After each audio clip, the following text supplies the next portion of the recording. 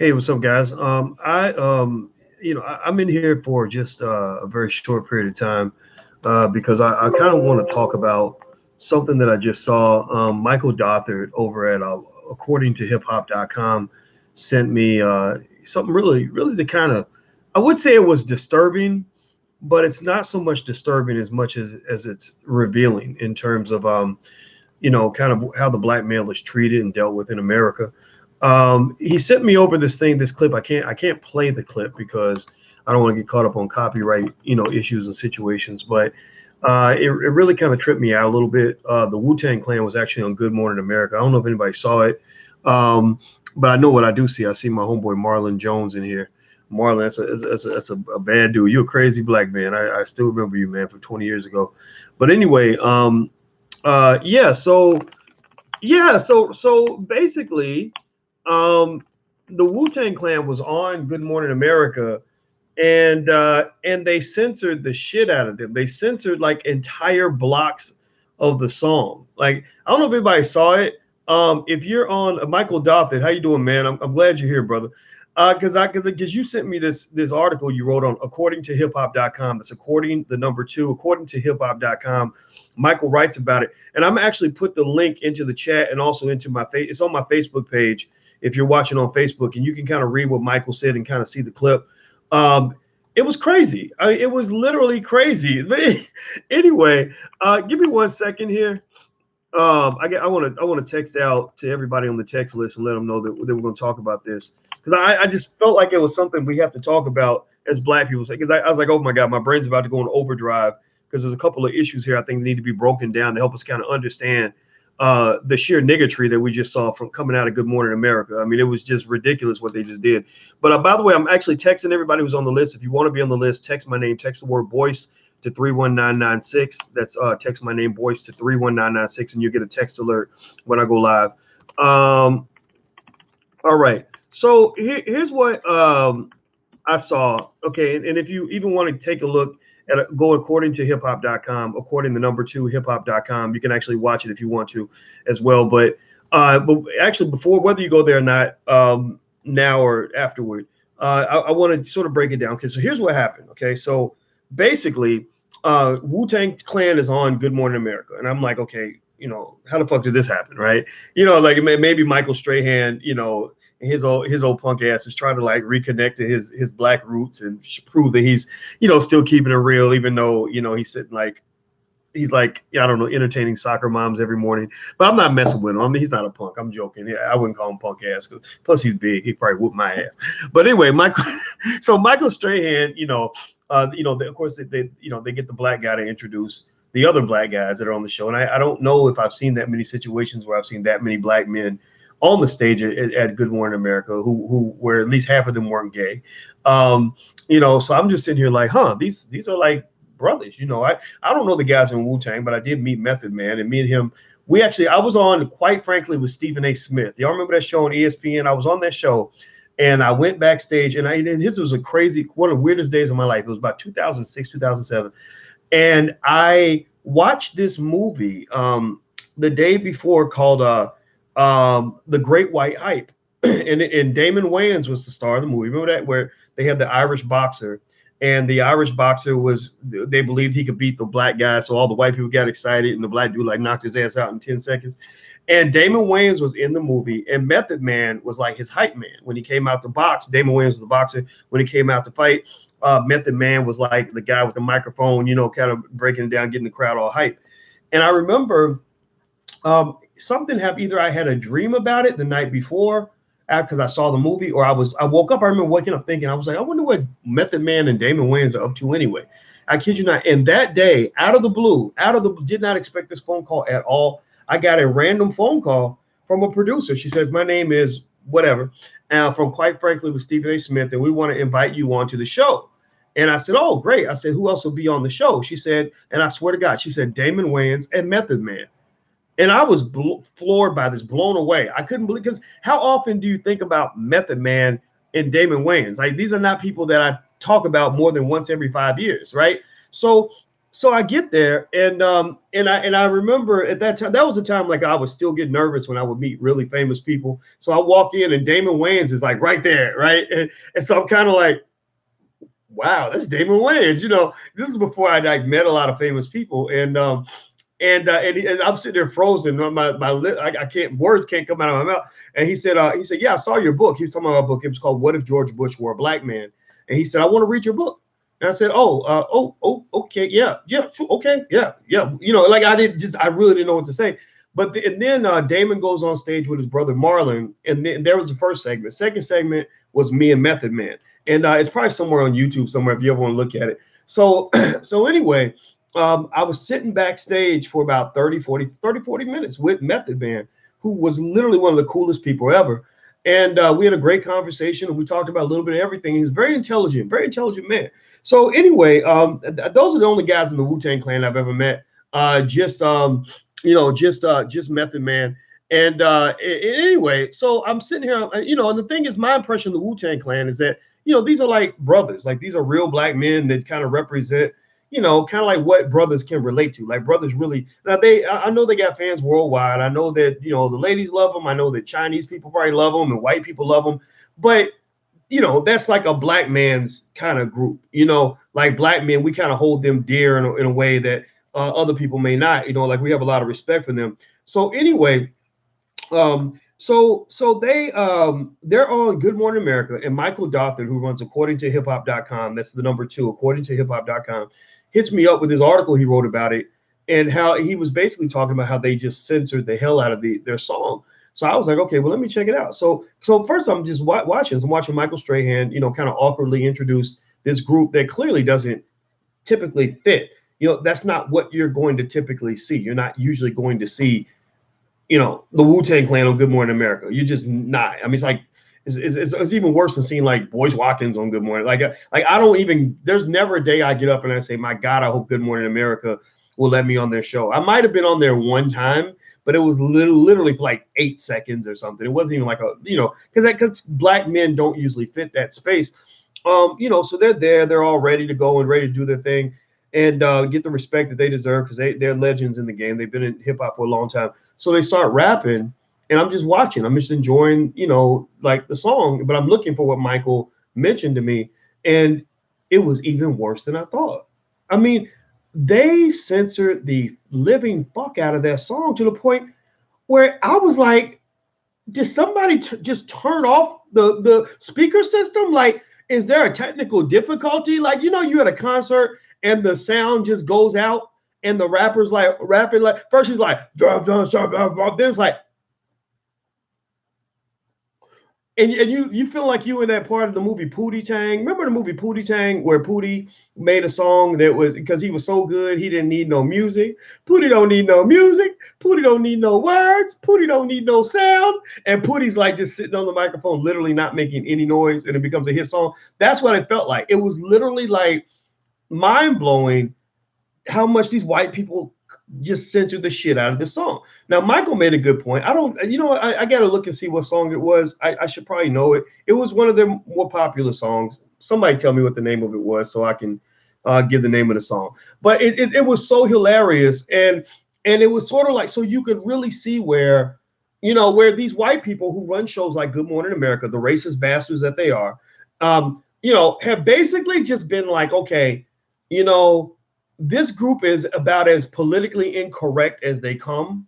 My God, they're black men who haven't been feminized and liberalized and turned into little modern pussies, whatever. Like, so we don't know what to do with this. Like, we don't want somebody on here named, who's the son of a guy called Old Dirty Bastard and all this other stuff. Like, they don't want that, right? So basically, they were just like, let's just play it safe and for the soccer moms, and let's literally censor them to death.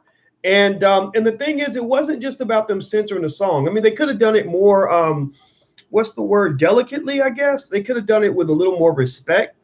But really, it was almost like you hand somebody a beautiful movie script, right? And it's art. It's literally it's like Academy Award winning level movie script. And they go through your movie script, and you're expecting them to like mark out a word or two here and there, but instead they're like, Xing out entire pages.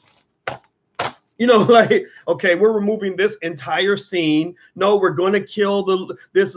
There's violence here, so we're going to cut that 30-minute block. Like, you're literally mangling the shit out of a piece of art.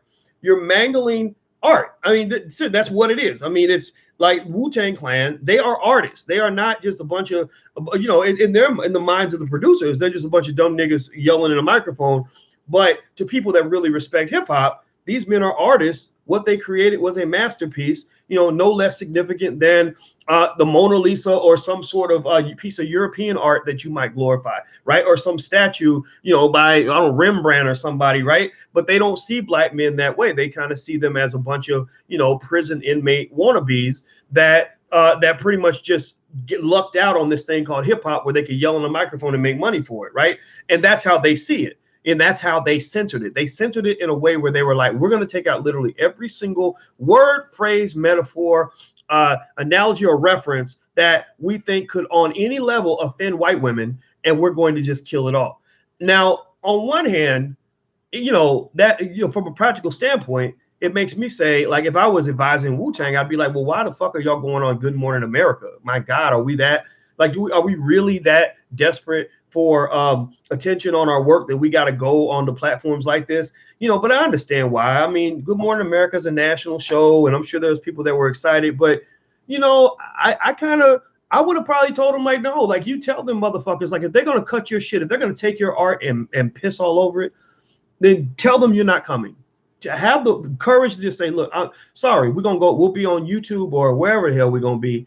And we're going to be, you know, connecting with our fans some other way, until you learn to respect what we've created, until you learn to respect us as artists. Like, you know, you wouldn't do this to your favorite white artists. You know, you wouldn't do this to your favorite white politicians. You wouldn't do this to, you know, your favorite white celebrities from any walk of life. So why would you do this to us? I felt like it was very disrespectful. I didn't like it. And really, here's the deeper part of this, right? Again, if you look at just kind of the imagery that white America sees when they see a Wu Tang Clan on Good Morning America, of all places, my God, you know, they really just see a bunch of criminals. They see a bunch of criminals, alcoholics, you know, babies, daddies, you know, like they just see guys that would make them clutch their purse if they were in their neighborhood, right? And I think that the way they censored Wu Tang was kind of a direct metaphor to how the black man is censored all throughout this country. The black man is censored and blocked out and ignored and deleted in every segment of this society.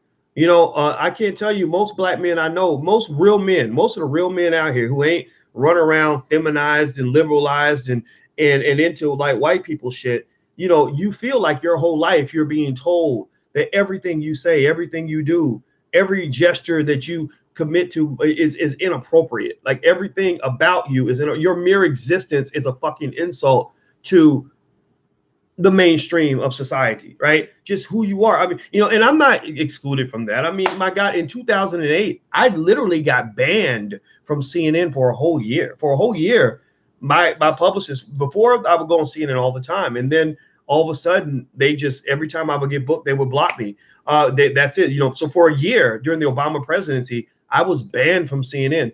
I was banned by the executives at Ebony magazine. You know, one of my friends worked there at Ebony. This happens to me all the time. You know, whenever I interact with white institutions or whitish institutions or institutions that are trying to appease white folks, weird things happen. There's like that side of me where they're like, okay, this guy's smart. He knows all this stuff. He's been given his good nigga sticker because he's worked at all these white universities. But my God, wait a minute, he's sounding a little black right now, and he's probably going to get me fired. So there's like this weird contradiction, right? So I'm always like nervous. Like, whenever a white institution brings me in, I'm like, now look, brother, you sure you want to invite me in? Because I don't want to get you fired. You know, are you sure? Because I know white folks, I make them a little bit nervous. Last time I spoke to a group of white bankers who I know more about finance than they do, but I talked for 5 minutes about reparations. About 7 of them walked out of the room. 7 of them walked out of the room in the first 10 minutes of the speech. And I was like, man, I'm being as polite as I can. But just my mere presence and my intellect has apparently scared the shit out of them, especially given that I'm not scared of them, right? It was very weird. Like I was like, okay, maybe I need to relearn how to talk to white people. I need to be sent to those re-education camps, those brainwashing camps where they teach you how to earn your good nigga sticker because I'm not fit for slavery anymore. I don't know. So anyway, Ebony Magazine. One of my friends worked there, and she was a high-ranking official there, and she said, "Oh, boys, we need a financial article, and you have a doctorate, so we want you to write this article. So hey, we'll pay you this much money." So I wrote the whole article and checked it out and made sure I censored it properly and said, okay, the white folks won't get mad about this one. So I wrote this article and I sent it over, and she said, "Did you piss somebody off at Ebony?" And I said, "What are you talking about?" She said, "My boss came to me and said, we will never publish anything from Dr. Boyce Watkins." And I said, "Uh-oh." And she told me her lady's name. She lives in Chicago. I said, "Yeah, she probably hangs out with Michelle and Barack, and they was probably mad because I told black people that they don't have to vote for the Democrats. So that offends some black people, right?" So the point of the matter is that, all of us, any black man who's authentic to the black community, pretty much, or who kind of marches to the beat of his own drummer, you have to be careful because you're kind of in danger. Like you're sort of seen in this society almost like a rodent. Like nobody wants a rodent for a pet. Or nobody wants a rodent like in their house.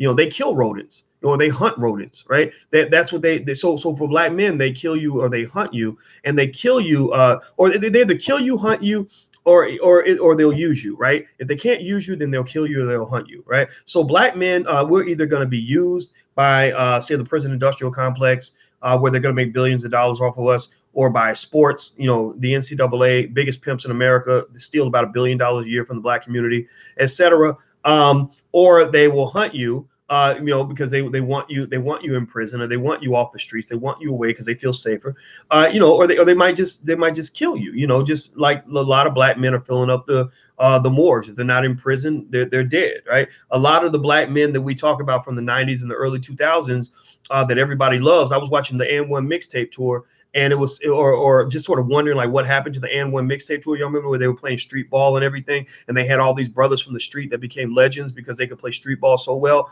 Well, a lot of these guys are dead, and it's like, it was just so interesting how they would talk about some guy who died at the age of 36, and it's like, that's what brothers do. Brothers just die, So literally, some people are even surprised that most of the members of the Wu Tang Clan are even still here 20 something years later. Old Dirty Bastard's gone. His son took his place. But really, I remember just sitting there just thinking, oh wow, all of them are, they're all still pretty much still here. That's not normal, for brothers that have had any experience in the street. A lot of my friends I grew up and hung out with, are either not here or they're locked away. And that's the other thing too. So just going back to this idea of the censorship of the black male, censoring the existence of the black male because his presence is very uncomfortable for a lot of people. Well, that's pretty much what mass incarceration was. I mean, your buddy Bill Clinton, when he sent away all those black men, remember, right before that happened, Hillary labeled them as super predators, right? Again, like rodents, super predators, right? These terms that dehumanize people. So basically, who's the number one group of people to be locked up during the mass incarceration genocidal crisis? Well, black males. Men who look just like the guys who are on the Wu Tang Clan. And so you got those who are locked away. Some of our most brilliant, most capable, strongest black men. They're still here. You just don't know that they're here because they're locked away and kept quiet and sort of kept away in a corner where they keep the rodents, right? And then you got those who didn't get locked away, but they're kind of marginalized and made to be extinct. Like, just sit down, shut up, get out of the way. America's gonna move on, but we're moving on without you. You don't really exist, right? And so that, so that's why you might have mainstream media, whether it's network television in Hollywood or shows like Good Morning America, that kind of take all black men who just don't fit culturally. Again, men like myself, I'm in that category, and I'm okay with that. I don't really want to be in the mainstream because I don't want to have to live my life being somebody other than who I am, because who I am is good enough. You're not going to tell me that who I am isn't good enough. But anyway, a lot of men at various, even at high education levels, etc. I'm talking about lawyers, doctors, all the way down to brothers that might do construction, are just kind of pushed aside, right? Kind of censored. And when they bring them in, it's sort of like, okay, we'll bring you in, but you can't come talking that black man shit. You can't act too much like the rest of them, or we're going to censor you. So everybody goes through that. Again, when I went in to give that speech and I'm speaking to these bankers, I'm being as polite as I can be, but I sort of very subtly bring up the topic of reparations and 400 years of proven documented history in which black people were assaulted and extorted and robbed and castrated and lynched and mutilated and had their assets stolen. When I bring that up, it makes them very unhappy, very uncomfortable. So the white men, the white bankers, white male bankers are all leaving the room. The black people are upset and nervous because they're scared they're gonna lose their jobs. The ones that invited me in, and then their white bosses are like, who invited this guy to come talk to us? He's supposed to be censored. He's supposed to be exterminated. He's not supposed to exist. Black men like him aren't supposed to even be in our realm of consciousness. You need to have some guy up there who who's either been fully indoctrinated on liberal thinking or fully indoctrinated on conservative thinking, or who's gay, maybe a gay man. We're comfortable with gay men. Gay black men actually are the only group of people that make the same amount of money as white men in corporate America. And believe me, it all comes down to a lot of factors that relate to black males who present some sort of authenticity that connects them to say black folks who are in the street, black males who are heterosexual. The heterosexual black male has pretty much, especially with the Me Too movement and everything, been deemed as almost like the greatest, scariest threat in our society. Remember when the guy at The Root wrote, which is kind of like a platform built by white people to kind of elevate gay black people to the top of the pile. He wrote that article where he said straight black men are the white people of black people. So basically, straight black men are seen as a menace, a threat, sexist, ridiculous, etc. So if you look at Wu Tang kind of carries that. Like when Wu Tang started coming back, I remember wondering, how's Wu Tang gonna really fit in to a new millennial world? They fit into a 90s world decently well. They had the street cred, hood cred. They were able to sell records. But how are they going to fit into this world where political correctness is at the top of the pile? And anytime you say anything that makes anybody uncomfortable, except black people, you can say whatever you want about black people pretty much, and you're going to be okay. But anything that makes white people, especially white women, uncomfortable is going to get you banished, destroyed, and eliminated. So I didn't understand why they were there on that show. I would have advised them not to go on the show. But if they're going to go on the show, then you got to respect their art. If you respect their art, then you let them rap and do their thing. You tell them, hey, man, look, no cuss words. You got kids watching, no explicit sexual references. We're going to go through and show you the parts of the song we're going to delete so that, we're both on the same page and can kind of talk it out. But they literally went through with a big broad brush and were like, we're going to delete. I bet you they cut out at least 20% of the song, something like that. I don't know what percentage, but it was a huge amount, to the point where it was like, what's the point? What's the point? And then again, that sort of feeds into the illusion of diversity. See, the illusion of diversity is built on, again, this came from your parents and grandparents who believed in the civil rights movement and integration, which we know was a failed strategy.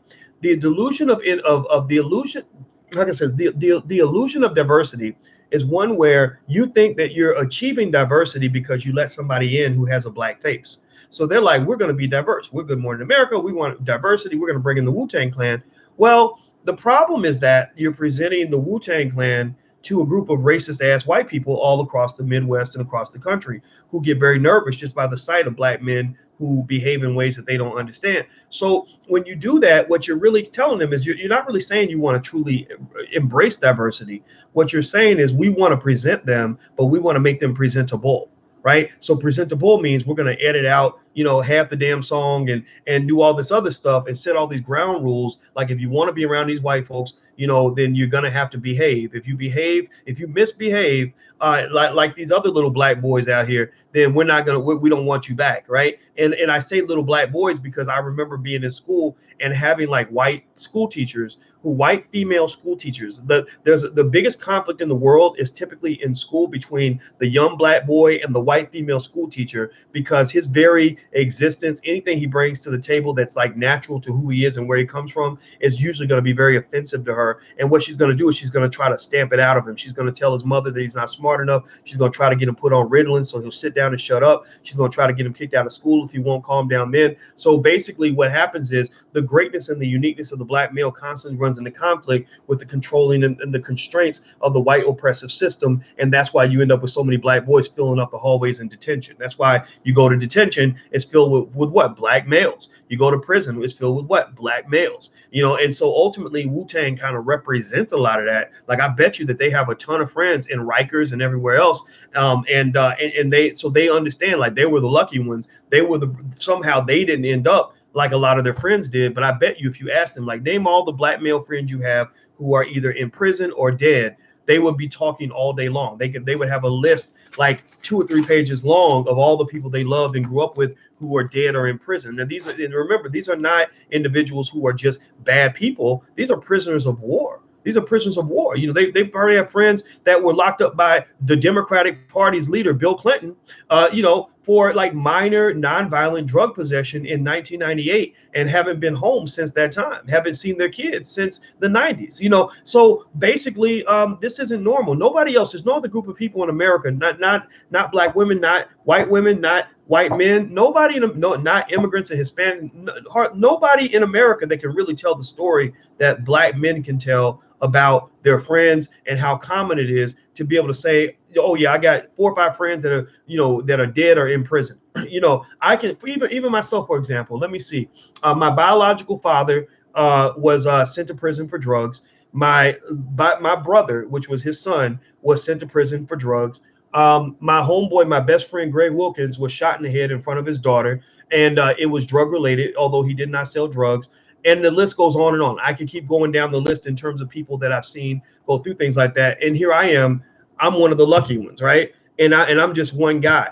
But there are people that have stories that are far worse than mine. So I think Wu-Tang and the censorship of Wu-Tang, it's deeper than just, oh, that song makes us uncomfortable. It's like your mere existence makes us uncomfortable.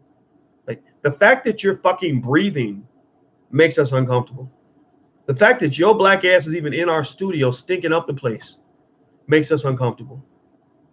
The fact that your mother did not go down to Planned Parenthood and abort your black ass makes us uncomfortable. Your whole existence makes us uncomfortable. And if we could censor every word of your song, we would do that. If we could censor the day you were born, we would do that. If we could censor every last fucking one of you, we would do that. Except for those of you who know how to behave. This is America, and that's just the truth. I'm out of here, guys. Take care. Hit the if you're on YouTube, take 1 second. Please hit that thumbs up button if you have not done so yet. If you're on Facebook, please share this video. Share it far and wide. I'd love to hear if you have any friends on Wu-Tang and they want to come in and give their perspective. They're welcome to come in. Maybe Method Man even remembers me from that one conversation we had many years ago. He's welcome to come in, whatever it is, you know, so we can finish talking it out. Thank you to Michael Dawson for sharing that article to me. His website is where you can see the video and read his article on it is accordingtohiphop.com. That's the number 2, accordingtohiphop.com. Also, if you want to get text notifications when I go live, just text the word Boyce to 31996. Text my name Boyce to 31996. Last but not least, if you'd like to, if you want to be a part of all of this, our movement is for intelligent black people who like to think about intelligent things. So feel free to join us at intelligentblackpeople.com. That's intelligentblackpeople.com. All right, I'm out of here, guys. I got to get back to work. I just had to stop and talk about this. And thanks, Michael, for putting me up on that, man. I didn't know this was going on. See you guys soon. Peace.